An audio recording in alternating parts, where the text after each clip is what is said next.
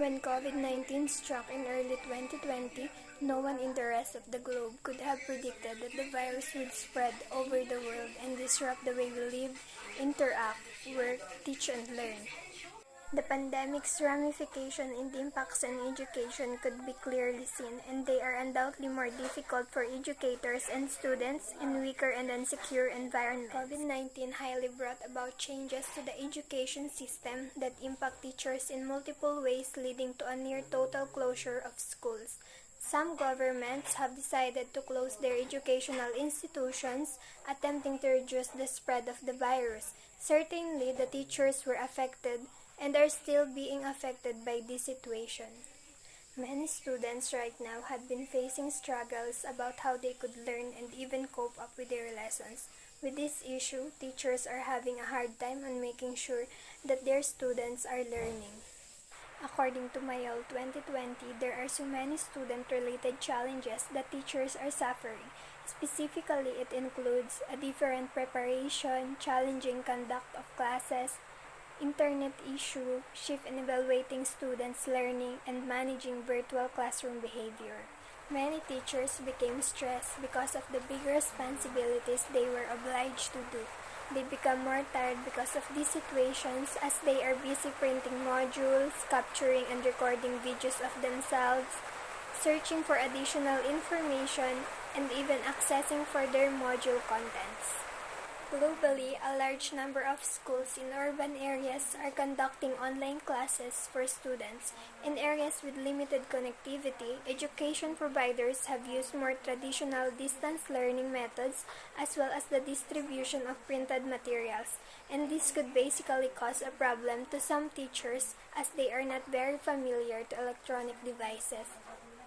Some teachers also suffer from COVID-19 cases, which become a hindrance not just on how they will teach, but also on how they will take care of their children. The aim of this study is to know the challenges and experiences of the teacher in this time of pandemic, how they face and how they cope up with these challenges, and how they adapt to new teaching style in this new normal. Discussion. We conducted an interview to an high school teacher named Dr. Shirley Masangkay, a secondary school teacher in Occidental Mindoro National High School. According to teacher, in this new normal, learning becomes more challenging compared before. And it is said that based on their observation, students gave them unimitated copies of answer from their modules. And they cannot guide their student unlike in face-to-face learning. Some students are doing their modules without learning. Is it the reason of compliance why they were doing their schoolworks? Students made little or no progress while learning at home. Some students are not given enough help and supervision. Support from parents are extremely important according to the teacher.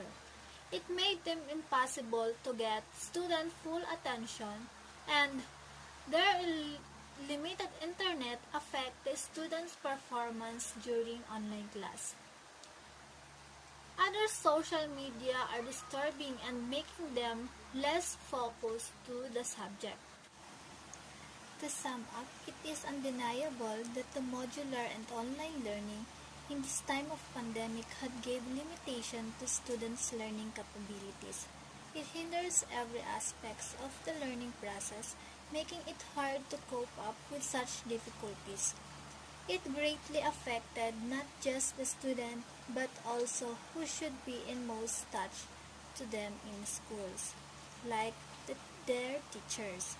It is hard not just for her, but each and every one of them to assess their students' performance through modular and online basis because they cannot guide their students unlike in face-to-face learning.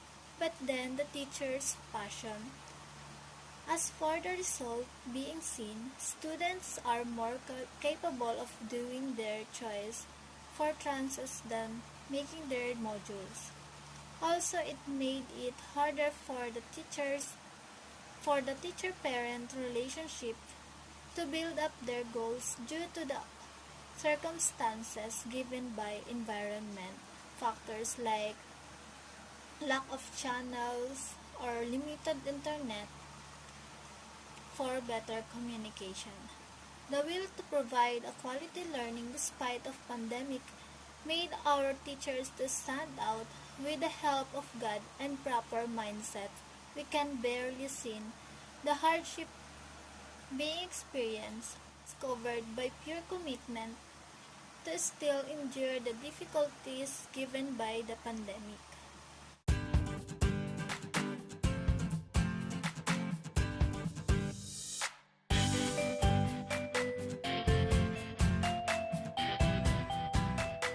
Shirley Monte Alegre Masangkay, Master Teacher 2 here in Occidental Mindoro National High School, and at the same time, I am designated as Head Teacher in Mathematics Department.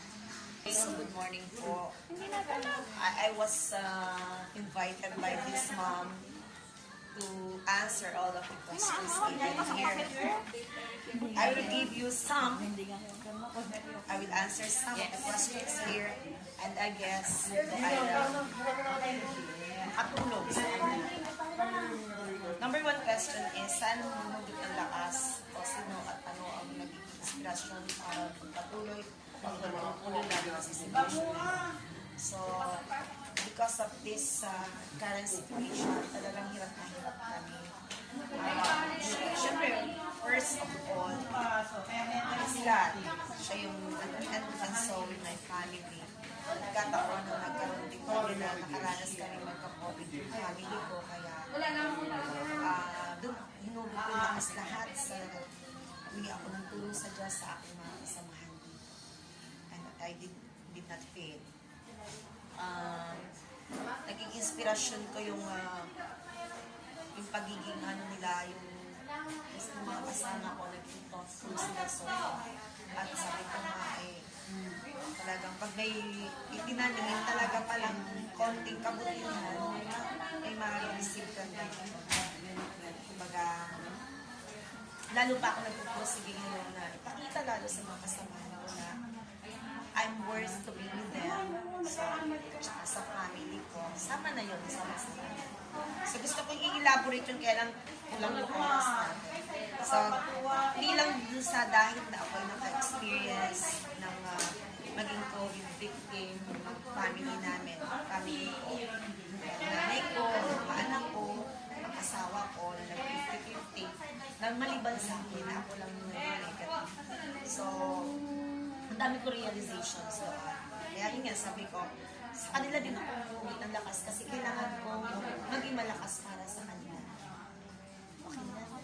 Pwede po ang next question natin. Ano po yung mga challenges? Okay, when it comes to challenges dito sa pagtuturo, actually hindi na ako nagtuturo. Nandito na lang ako sa teaching position. Though I'm a master teacher, but then I was designated as head teacher in mathematics. So, nakikita mo ang diferensya sa pagtuturo. Napakalaki ng diferensya. Siyempre, face-to-face yan, ang dali-dali magturo, ang dali-dali makuha yung attention ng bata. Unlike now, na talagang hirap kami. And there are so many challenges that we're encountering. And we have encountered. Ito nga babasahin ko sa mga challenges encountered. Kasi ako yung naka-assign as mathematics coordinator ng teacher ng school namin. Ako yung naka-assign na mag-consolidate ng mga challenges encountered by the teachers. All teachers here in ONHS, 127 teachers. So ito, consolidate ko siya. Okay, ang ano namin ay talagang ang access ng learning materials natin. Talagang some student cannot pass their modules on time. Yun ang napakahirap challenge sa teacher. And some of the students, or almost all, generally, ang mga estudyante namumobya na naman sagot doon sa module without knowing something about the lesson itself. So, hirap na hirap.